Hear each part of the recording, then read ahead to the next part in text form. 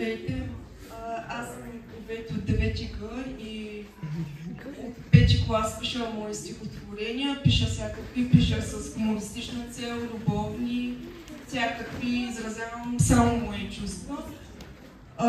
Сега ще прочета едно стихотворение, то е писано за моя приятел. Също мога да кажа и друго стихотворение, то е забавно един вид.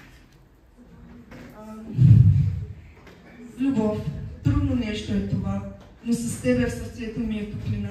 Щастието, което ми даряваш, е като звездна долина, а доперът ти като нежна вълна. Обичам те, Себо, обичам когато целуваш моето чело. Не мога да спра да гледам твоите очи, там намирам моите мечти. Не знам дали мозъкът ми проми, но сърцето ми за тебе гори. Не забравяй кой си ти, дори в най-трудните дни.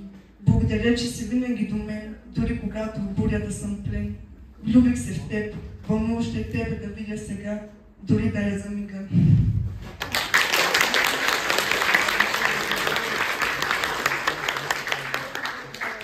Желаете ли да кажа друго?